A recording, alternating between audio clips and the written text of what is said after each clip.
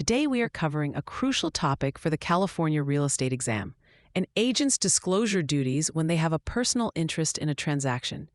This is a heavily tested area because it goes to the heart of an agent's fiduciary duties.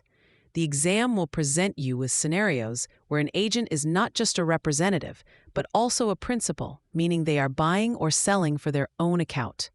Let's consider an exam-style question.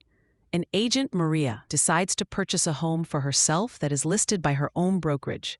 She writes the offer and includes the phrase, "Buyer is a licensed real estate agent," in the standard purchase agreement.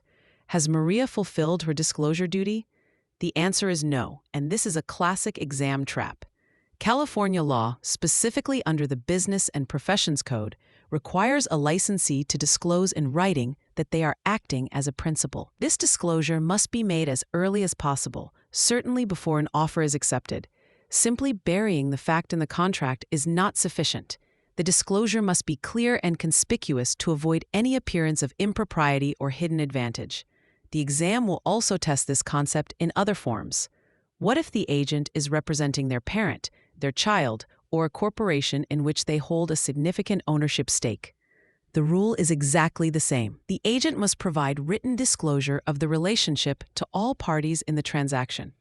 This is because the agent's loyalty could be divided, and all parties have a right to know about this potential conflict of interest from the very beginning.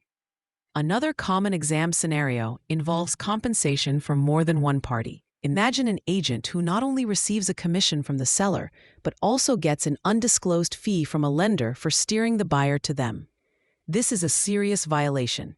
Commissioner's Regulation 2904 explicitly states that failing to disclose compensation received from a lender to all parties is a form of misrepresentation. The exam will test your understanding that all forms of compensation and conflicts must be disclosed in writing. A common point of confusion is whether a verbal disclosure is enough. For the exam, always assume that if it's a material fact or a conflict of interest, the disclosure must be in writing. The exam wants to see that you understand the importance of a clear, documented paper trail to protect all parties.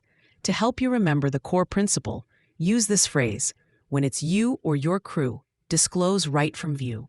This shortcut emphasizes that whether you are acting for yourself or for someone close to you, your crew, the disclosure must be upfront and obvious, not hidden. The biggest trap is timing. The disclosure must happen at the first opportunity, not after negotiations are underway or when signing final papers. The exam will try to trick you with answer choices that suggest a later disclosure is acceptable. Always choose the option that reflects immediate written disclosure of any personal, familial, or financial interest in the transaction. For free practice questions, AI-powered explanations, and more exam prep tools, visit openexamprep.com. That's openexamprep, all one word, .com.